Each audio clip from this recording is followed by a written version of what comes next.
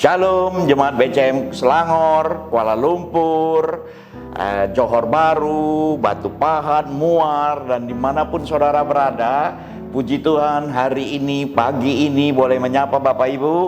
Terima kasih buat Amang Winson Simamora yang boleh minta saya untuk mengisi jemaat yang ada di Kuala Lumpur. Nah, Bapak Ibu yang dikasih Tuhan, sebagaimana hari ini adalah hari ke-10 setelah Yesus naik ke sorga, sebagaimana dalam Kisah Rasul pasal 2 ayat 15 dikatakan Roh Kudus itu turun. Roh Kudus itu dikatakan waktu murid-murid dikatakan mereka mabuk, Petrus bilang mereka nggak mabuk kok.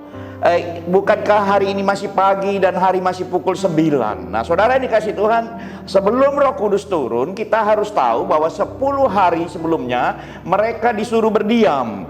Nah, Pak, dikatakan di dalam Kisah Rasul 1 ayat 4, pada suatu hari ketika ia makan bersama dengan mereka, ia melarang mereka meninggalkan Yerusalem dan menyuruh mereka tinggal di situ menantikan janji Bapa. Yang demikian katanya telah kamu dengar daripadaku. Jadi saudara dikasih Tuhan, Bapak Ibu perhatikan, sebelum Roh Kudus turun, murid-murid dikatakan sama Yesus, kamu nggak boleh kemana-mana, kamu harus berdiam. Bukankah hari-hari ini kita juga sedang berdiam, saudara? Nah, saudara yang dikasih Tuhan, dalam Yesaya pasal 25 ayat 4 jelas Tuhan berkata, sebab engkau menjadi tempat pengungsian bagi orang lemah. Yesaya bilang, Tuhan itu tempat pengungsian bagi orang lemah, tempat pengungsian bagi orang miskin dalam kesesakannya, perlindungan terhadap angin ribut, naungan terhadap panas terik, terhadap dikatakan sebab amarah orang yang gagah, sombong itu seperti angin ribut. Jadi dikatakan Tuhan itu tempat perlindungan, He is our shelter, tempat di mana kita berdiam dan berlindung. Saudara dikasih Tuhan dari apa? Dari hari-hari ini, saudara, di mana mara bahaya, penyakit menular, COVID itu sedang melanda di seluruh dunia, termasuk juga yang ada di Malaysia, di Indonesia, bahkan di mana-mana. Nah, perhatikan, hari-hari ini kita sendiri sedang berdiam, saudara. Tuhan paksa saya dan saudara untuk berdiam. Hari-hari ini melalui situasi dan peraturan pemerintah banyak menyuruh kita berdiam, tinggal di rumah, jangan tinggalkan kota. Kita berdiam. Nah, saya berani percaya ketika Tuhan menyuruh saya dan saudara berdiam, baik itu karena situasi, baik itu karena keadaan, baik itu karena peraturan, saya percaya ada sesuatu yang Tuhan ingin sampaikan buat gereja Tuhan. Siapa yang bisa membuat seluruh dunia ini berdiam kalau bukan Tuhan? Nah, Bapak Ibu yang dikasih Tuhan, dikatakan dari sejarah Alkitab kita bisa tahu bagaimana berdiam dan hasil setelah berdiam. Ya kan? Tuhan mengurung Nuh dan keluarganya di dalam satu kapal besar yang bermuatan dengan binatang kurang lebih 1 tahun lamanya. Dan setelah itu Nuh keluar dari kapal. Dari situlah anaknya Sam, Ham, dan Yafet menjadi bapak-bapak dari bangsa-bangsa. Nah, saudara yang dikasih Tuhan, Tuhan juga mengurung tadi yang saya katakan, murid-murid dikurung 10 hari sebelum Roh Kudus itu turun. Nah, kalau kita lihat lagi contoh Alkitab, apalagi Pak Pendeta, apalagi Pastor Elia juga dalam keadaan ketakutan karena diancam, saudara, dia harus berdiam di Sungai Kerit selama menunggu mujizat Tuhan. Dan habis itu apa yang terjadi? Dia mengalahkan Nabi Baal. Yunus harus berdiam 3 hari 3 malam di dalam perut ikan besar yang kemungkinan paus, saudara. Dan setelah itu dia keluar dari perut ikan, apa yang terjadi? Satu kota Niniwe itu bertobat. Tuhan pernah mengurung juga Yohanes di Pulau Patmos ketika dia dalam pengungsian. Dan apa yang dilakukannya di Pulau Patmos? Dia menghasilkan kitab Wahyu. Tuhan juga pernah mengurung Yakub. Saudara, Yakub pernah berdiam, lari dari kejaran abangnya yang dia tipu, dan dia mencari perlindungan di rumah mertuanya yang dulu belum jadi mertua, dan setelah jadi mertua di rumah Laban, saudara, selama bertahun-tahun sebelum akhirnya dia jadi Israel. Yusuf dari umur 17 tahun dia terkurung dan berdiam di Mesir sebagai budak dan jongos Setelah umur 30 tahun, dia menjadi pemimpin kedua di Mesir. Saudara bayangkan Musa ambil waktu yang begitu lama, 40 tahun dikurung di tanah Mesir, sebelum dia membawa pembebasan kepada orang Israel dari perbudakan Mesir. Bahkan Daud setelah dia didoakan, saudara, dia diurapi jadi raja. Saudara tahu berapa lama dia harus terkurung sebagai orang yang dikejar-kejar Saul? 15 tahun baru dia jadi raja.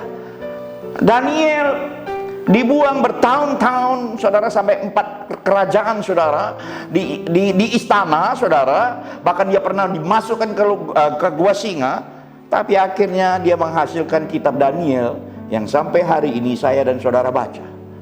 Nah, Bapak Ibu yang dikasih Tuhan, Paulus ketika dia harus berdiam, tidak boleh bergerak. Kenapa? Karena dia di penjara.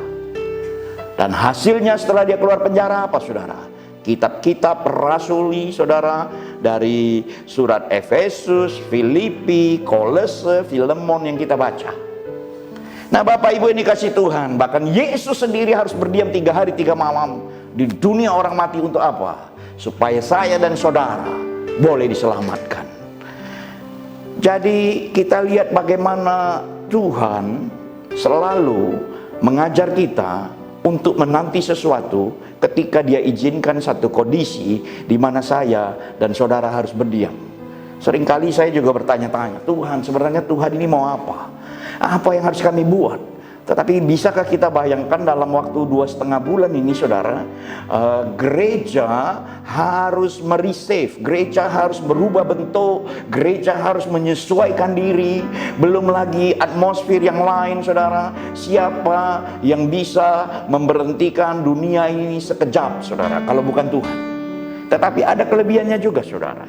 Selain Tuhan melatih kita untuk berdiam, kalau kita perhatikan di kisah para rasul, setelah Yesus menampakkan diri dan dia bilang kamu harus berdiam nanti kalau aku pergi. Dan sebelum dia pergi dikatakan dalam Lukas pasal 24 ayat yang ke-50, lalu Yesus membawa mereka keluar kota sampai dekat Betania. Di situ ia mengangkat tangannya dan memberkati mereka. Mengangkat tangan dan memberkati itu adalah karakter Tuhan yang saya dan saudara sembah. Tuhan senantiasa rindu untuk mengubah, membentuk, bahkan memberkati hidup saya dan saudara menjadi hidup yang berkemenangan. Nah, saudara, kalau Tuhan rindu selalu memberkati saya dan saudara, harusnya kita memberi respon yang sama. Respon kita apa, saudara? Di dalam Lukas pasal 24 di ayat 51, murid-murid melihat Yesus terangkat. Di ayat yang ke-52-53 mengatakan apa? Waktu Yesus memberkati mereka, Yesus terangkat, dikatakan mereka sujud menyembah kepadanya, lalu mereka pulang ke Yerusalem, sangat bersukacita. Mereka senantiasa berada di dalam bait Allah dan memuliakan Allah. Sudah catat baik-baik. Kalau Tuhan rindu memberkati saya dan saudara, harusnya respon saya dan saudara adalah memuji dan menyembah Tuhan dengan penuh sukacita sambil memuliakan Allah. Artinya apa, saudara? Artinya hidup ini biarlah selalu kita persembahkan buat kemuliaan nama Tuhan. Di dalam 1 Korintus 6 ayat 19, atau tidak tahukah kamu bahwa tubuhmu dikatakan adalah bait Roh Kudus yang diam di dalam kamu, Roh Kudus yang kamu peroleh dari Allah, dan bahwa kamu bukan milikmu sendiri. Jadi kita ini juga nggak bisa suka-sukaan dengan hidup kita, saudara. Hari ini on, hari ini off, hari ini on, hari ini off. Harusnya hidup ini steady. Kalau kita mengerti rancangan Tuhan dalam hidup saya dan saudara. Nah, dikatakan persembahkan hidup ini. Karena itu, saudara-saudara, kitab Roma mencatat, dikatakan demi kemurahan Allah aku menasihatkan kamu supaya kamu mempersembahkan tubuhmu sebagai persembahan yang hidup, yang kudus, dan yang berkenan kepada Allah. Itu adalah ibadahmu yang sejati. Nangkap, saudara? Tadi dikatakan tidak tahukah kamu. Kalau kita bilang kita mau memuji, menyembah Allah, mau memuliakan Tuhan, yang pertama kita harus tahu dulu nih, tidak tahukah kamu bahwa bait Allah itu ada di sini? Itu yang pertama. Yang kedua dikatakan apa? Kita orang persembahkan hidup ini sebagai persembahan yang kudus, saudara. Dikatakan apa? Karena itu adalah ibadahmu yang sejati. Mari hari-hari ini, dua hal ini kita lakukan. Persembahkan hidup ini, saudara, sebagai ibadah yang sejati. Nah, Bapak Ibu ini kasih Tuhan, saya ingat dengan cerita di Alkitab, saudara, di dalam kitab Lukas. Satu kali Yesus sebelum dia disalib masuk ke bait Allah, saudara. Dikatakan dalam Lukas pasal 19 ayat 45-46, lalu Yesus masuk ke bait Allah dan mulailah ia mengusir semua pedagang di situ. Katanya kepada mereka, ada tertulis, rumahku adalah rumah doa, tetapi kamu menjadikannya sarang penyamun. Nah, saudara ini kasih Tuhan, tanpa kita sadarkan kadang-kadang rumah Tuhan, boleh yang fisik, saudara, gereja Tuhan atau rumah ini kita jadikan sarang penyamun. Kita buat, saudara, rumah ini rumah kebencian, rumah tukar menukar, rumah dengan segala akal kejahatan. Saudara ini kasih Tuhan, bahkan rumah Tuhan pun kadang-kadang kalau orang datang ke gereja, motivasinya juga macam-macam, saudara. Ada yang tulus mau memuji menyembah Tuhan, tapi juga ada yang melihat peluang. Melihat untuk pasangan hidup kah, untuk cari pekerjaan kah, untuk arisan kah, untuk pinjam uang kah, dengan berbagai alasan. Makanya kita harus bersihkan hidup kita ini, jangan jadikan sarang penyamun. Saudara ini kasih Tuhan, kadang-kadang kita datang ke gereja hanya tampilan saja, saudara. Baju rapi, pakaian rapi, tapi hati, pikiran kita nggak di situ, badan kita aja, pakaian kita aja yang ada di gereja. Sementara otak kita jalan kemana-mana, saudara. Hati kita merancangkan sesuatu yang kadang-kadang tidak memuliakan nama Tuhan juga di dalam gereja. Saudara, jadi nggak heran kalau Yesus mencambuk bait Allah, saudara, mengusir semua. Karena apa, saudara? Karena rumah itu harusnya menjadi rumah doa, saudara. Makanya 1 Tesalonika 5 ayat 17, Paulus ingatkan kepada jemaat di Tesalonika, kita semua harus tetaplah berdoa. Jemaat BCM yang ada di Selangor, Kuala Lumpur, Johor Bahru, yang ada di Pahang sekalipun, dengar baik-baik, tidak ada alasan buat saya dan saudara hari-hari ini kalau tidak tetap berdoa. Terus ada yang tanya, jadi kami harus bagaimana, Pak? Saudara ini kasih Tuhan, apa sih sebenarnya arti doa buat saya dan saudara? Yang pertama, kita perlu berdoa untuk apa, saudara? Karena doa membuat Tuhan dekat sama saya dan saudara. Tuhan dekat pada setiap orang, dikatakan yang berseru kepadanya, pada setiap orang yang berseru kepadanya dalam kesetiaan. Catat itu, saudara. Tuhan dekat, dan apabila dikatakan kamu berseru dan datang untuk berdoa kepadaku, maka aku akan mendengarkan, kata kitab Yeremia. Di dalam Matius dikatakan mintalah maka kamu akan diberi. Jadi Tuhan sendiri, saudara, rindu untuk menjawab setiap pergumulan saya dan saudara. Doa membuat orang dekat sama Tuhan, membuat Tuhan dekat sama saya dan saudara. Yang kedua, terus bagaimana, pastor, kalau kami mau berdoa? Sangat sederhana. Matius pasal 6 ayat 6-7 berkata apa, saudara? Tetapi jika engkau berdoa, masuk ke dalam kamarmu, tutuplah pintu, karena Allah dari tempat yang tersembunyi akan mendengar dan menjawab setiap doamu. Saudara, di ayat yang lain diajarkan kalau engkau mau berdoa, engkau perlu mengaku dosamu di dalam kitab Yakobus dan saling mendoakan supaya kamu sembuh. Kita ini perlu saling mendoakan, kita ini perlu saling dikatakan mengaku dosa kita, saudara. Ada banyak hal yang seringkali kita sembunyikan. Firman Tuhan bilang apa? Bukan tangan Tuhan kurang panjang untuk menolong saudara, bukan telinganya nggak bisa mendengar, tapi dosamu yang menghalangi dia, saudara, untuk mendekat. Terus kalau engkau berdoa, Yesus mengajarkan apa dalam doa Bapa kami? Ampunilah dahulu sekiranya barang sesuatu dalam hatimu. Terus apa lagi? Nah, Paulus mengajarkan kalau kamu berdoa, doa dan permohonan dengan ucapan syukur. Amin. Saya pikir kita sudah terbiasa berdoa, tapi biarlah hari-hari ini kita makin giat, makin sungguh-sungguh, makin tekun di dalam doa-doa kita. Nah, saudara ini kasih kita terus, doa apa yang didengar Tuhan? Saudara, kadang-kadang kita doa, kayak kadang kok Tuhan nggak jawab-jawab. Sekarang pertanyaannya, doa apa yang dijawab oleh Tuhan? Saudara ini kasih Tuhan, doa Daud, dia bilang begini, saudara, dalam Mazmur 17 ayat 1. Dikatakan, dengarkanlah Tuhan perkara yang benar. Pertama, ketika dia berdoa, dia ingatkan Tuhan, perkaraku ini benar. Ini loh Tuhan yang aku sedang bergumul, dan ini benar. Saudara, dikatakan perhatikanlah seruanku, berilah telinga akan doaku, dan bibir yang tidak menipu. Bayangkan saudara, dia bilang ini, Daud berdoa, dengarkanlah Tuhan perkara yang benar, perhatikanlah seruanku, berilah telinga akan doaku, dari bibir yang tidak menipu.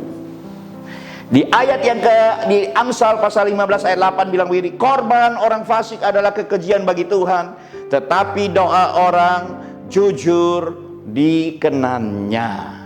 Biarlah kita ini boleh benar dan jujur di hadapan Tuhan, supaya doa saya dan doa Bapak Ibu sekalian, jemaat dimanapun saudara berada, kita boleh dijawab oleh Tuhan. Nah saudara, saya ingat saudara, Bapak Ibu yang dikasih Tuhan, seharusnya kita ini, saya dan saudara ini menjadi seperti Habakuk. Habakuk pasal 2 ayat 1 bilang begini, aku mau berdiri di tempat pengintaianku dan berdiri tegak di menara. Aku mau meninjau dan menantikan apa yang difirmankannya kepadaku dan apa yang akan dijawabnya atas pengaduanku. Sebagai orang percaya, saya dan saudara seharusnya kita ini berdiri di gap saudara. Saya dan saudara ini sama seperti Habakuk dalam zamannya ketika Tuhan mengizinkan banyak perkara terjadi atas bangsa Israel. Tetapi waktu itu bangsa Israel ada bangsa yang keras tengkuk saudara. Jadi penjajahan take over, hidup mereka menderita. Dan Habakuk melihat, dan Habakuk berdiri melihat keadaan, dan dia lapor sama Tuhan, dan dia tunggu apa jawaban Tuhan, dia sampaikan.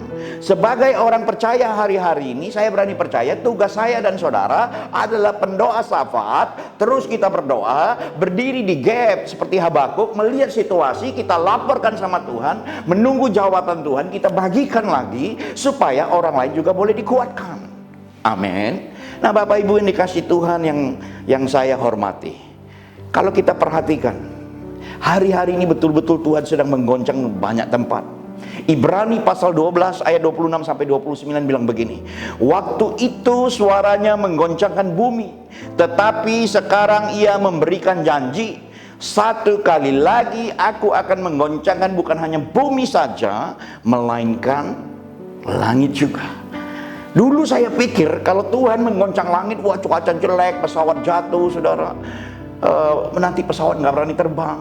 Saya lagi coba-coba untuk mereka-reka, memikirkan, oh kalau Tuhan menggoncang langit itu seperti apa. Tapi ketika kasus corona ini terjadi, saya baru tahu saudara, gara-gara satu sel virus yang sekian milimikron saudara, yang sangat kecil saudara, pesawat yang besar berton-ton, ratusan ton saudara, boleh parkir semua. Langit boleh kosong, tidak ada yang berani terbang. Saudara, bukankah ini goncangan langit saudara? Tapi bukan hanya langit saja, bumi juga, artinya yang ada di bawah bumi juga digoncang. Nah yang ada di bawah bumi, saudara, kadang-kadang saya pikir-pikir, merenung-renung menurut pengertian saya sendiri saudara, yang di bawah bumi ini apa yang Tuhan goncang saudara? Nah saudara, ternyata ketika saya sedang merenung saudara, ada satu berita tiba-tiba prok keluar gitu saudara ya. Judulnya apa? Breaking news. Selama waktu masa COVID corona ini saudara, berapa waktu yang lalu, kurang lebih 1 bulan 3 minggu yang lalu, tiba-tiba dikatakan for the first time ever the price of oil is now negative. Baik, harga minyak negatif saudara, di bawah 0. Artinya apa? Siapapun yang mau beli minyak mentah nggak usah beli, boleh ambil, tapi cukup bayar ongkos transportnya aja. Nah saudara tahu bagaimana transportnya? Pasti dengan kapal tanker saudara. Nah, satu kali satelit juga mengambil gambar-gambar, saudara lihat ya, dari satelit mengambil gambar kapal tanker. Saudara, hampir di seluruh benua kapal itu sedang parkir dan penuh minyak di lambungnya. Saudara, siapa yang mau beli nggak usah bayar, tapi ongkos angkut kapal itu aja yang dibayar. Nah, saudara baik, kalau itu sudah digoncang, langit digoncang, bumi digoncang, apa yang terjadi saudara? Saya berani percaya krisis ekonomi itu akan terjadi. Saya ingat betul bulan September, satu kali saya sharing di Tanjung Pinang, di tempat di mana saya mengembalakan, saudara. Saya ngomong sama jemaat, saya sedang baca banyak berita. Hati-hati memasuki tahun 2020, jangan banyak invest, harus pegang uang cash, jangan terlalu banyak di aset. Kenapa? Karena goncangan itu akan terjadi. Betul, saudara. The next financial crisis will be worse than 2008 crash. Diprediksikan resesi keuangan dunia akan lebih buruk dari 2008, saudara ya. Nah, saudara ini kasih Tuhan, sekarang ini kita sedang mengalami, saudara, cepat atau lambat ini sedang mengalami satu proses di mana krisis itu sedang menunggu, saudara. Nah, Bapak Ibu ini kasih Tuhan, kita sudah tahu Tuhan menggoncang langit dan bumi, saudara. Kita sudah tahu juga sebagai orang percaya kita harus buat apa. Hari-hari ini kita banyak berdiam, kita nggak banyak bergerak. Artinya apa? Tuhan sedang ingin melakukan sesuatu yang mungkin saya dan saudara sampai hari ini pun juga nggak ngerti. Tapi yang jelas gereja Tuhan harus berubah dengan cepat untuk mengantisipasi segala sesuatu, saudara. Mungkin nggak sebebas dulu lagi, mungkin nggak seramai dulu lagi, tapi gereja juga harus penyesuaian. Itu dari gereja, saudara. Tapi kalau kita lihat yang akan terjadi, saudara, berarti krisis akan terjadi. Dari krisis keuangan akan terjadi krisis-krisis yang lain. Makanya kita perlu, saudara, berdoa. Kita harus berdiri standing on the gap, saudara. Nah, Bapak Ibu ini kasih Tuhan, saya tidak perpanjang firman Tuhan. Minggu-minggu di mana Roh Kudus dicurahkan hari ini, nanti sebentar saya akan berdoa buat saudara yang rindu kepenuhan Roh Kudus, yang rindu dilawat Roh Kudus, yang rindu Tuhan beri kekuatan baru, senantiasa saya akan berdoa. Tapi saya mau ajak saudara melihat seorang wanita ini, namanya adalah Jenny Stetsna, saudara. Media dunia menjuluki wanita berusia 103 tahun ini dengan Die Hard Jenny. Kenapa, saudara? Ternyata umur 103, menurut penelitian, saudara, orang tua itu sangat rentan diserang oleh virus corona COVID ini. Dan ternyata ibu ini 103 umurnya diserang COVID, dia sempat koma, KO selama 3 minggu, saudara. Dan hari-hari ini dia sedang merayakan kesembuhan, saudara. Bayangin dengan minum bir lagi, saudara. Di bilik perawatannya, Fox News memberitakan Mei tanggal 28. Sudah hampir mati karena umurnya 103, tiba-tiba dia mengalami mujizat dan dia sembuh. Nah, saya ingat satu ayat di dalam firman Tuhan, di dalam Mazmur pasal 142 ayat 5, aku berseru kepadamu ya Tuhan, kataku, engkaulah tempat perlindunganku, bagianku di negeri orang-orang hidup. Saudara dengar baik-baik. Saudara adalah bagian Tuhan di negeri orang-orang hidup. Maka kita berlindunglah sama Tuhan, berdoalah, berdiam dirilah. Kalau hari-hari stay at home, stay, saudara. Amin. Saya tidak perpanjang firman Tuhan pagi hari ini, Bapak Ibu. Mari kita siapkan hati untuk menerima berkat khusus. Saya mau berdoa buat saudara, khusus di hari Pentakosta ini, pencurahan Roh Kudus ini. Oh rabaya seke namanya syandaramu, inamaya sikarabaya syandarabu. Mari abaya Bapa, engkau mencurahkan rohmu Tuhan. Irabaya syandarabu, oh namanya seke namanya syandamu. Dimanapun saudara berada, mari angkat kedua tanganmu, terima pengurapan dari Tuhan, terima pencurahan Roh Kudus. Sebagaimana yang terjadi di loteng Yerusalem 2000 tahun yang lalu, hari ini adalah hari yang ke-10 setelah Yesus naik ke sorga dan Roh Kudus dicurahkan. Irabaya seke namanya syandarabu. Orang maya syandaramu. Tuhan melawat engkau di rumah-rumah, Tuhan melawat engkau di hostel-hostel, Tuhan melawat engkau dimanapun engkau berada. Terima dalam nama Yesus, terima dengan iman. Hari-hari ini kita sedang memasuki kegerakan Pentakosta ketiga. Roh Tuhan dicurahkan berlimpah-limpah atas hidupmu. Terima dalam nama Yesus. Oh rabaya seki namanya sandu. Terima kasih Tuhan Yesus buat pagi hari ini, buat jemaatmu yang berada, yang mendengarkan di seluruh semenanjung Tuhan, dimanapun mereka berada. Hamba berdoa dalam nama Yesus, Tuhan memberkati mereka di tempat di mana mereka bekerja, usaha pekerjaan mereka Tuhan memberkati. Rumah tangga demi rumah tangga Tuhan berkati. Bahkan gerejamu yang ada di sana Tuhan juga memberkati. Memberkati pemerintahan Malaysia yang ada, memberkati Perdana Menteri, memberkati Tuanku Raja yang dihormati Tuhan, di Pertuan Agung Tuhan memberkati semua dengan kesehatan kekuatan, di mana mereka juga Tuhan boleh mengambil keputusan yang penuh dengan bijaksana untuk keselamatan, kemaslahatan umatmu, untuk kemaslahatan umat manusia yang ada di semenanjung Malaysia. Kami juga berdoa buat Indonesia. Tuhan terus memberkati Indonesia Tuhan. Terima kasih. Berkati seluruh pengerjamu yang pagi hari ini mendengar, khususnya Pak Gembala dan Bu Gembala, Amang Windsor. Tuhan memberkati bersama dengan seluruh tim yang ada. Kasih karunia Tuhan melimpah atas hidup mereka. Terima kasih Bapa. Sebelum kami mengakhiri ibadah ini, kami juga rindu untuk menerima berkat Tuhan.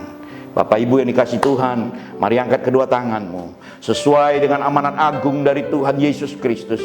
Karena itu pergilah, jadikanlah keluarga besarmu, orang-orang yang kau kasihi, sahabat-sahabatmu dan rekan-rekan kerjamu menjadi murid Tuhan Yesus. Bapak Ibu saudara sekalian, pulanglah, terimalah kuasa dari Allah yang Maha Kuasa, kuasa kebangkitan dari Tuhan Yesus Kristus, pertolongan penghiburan dari Roh Kudus, mulai dari pagi hari ini sampai selama-lamanya.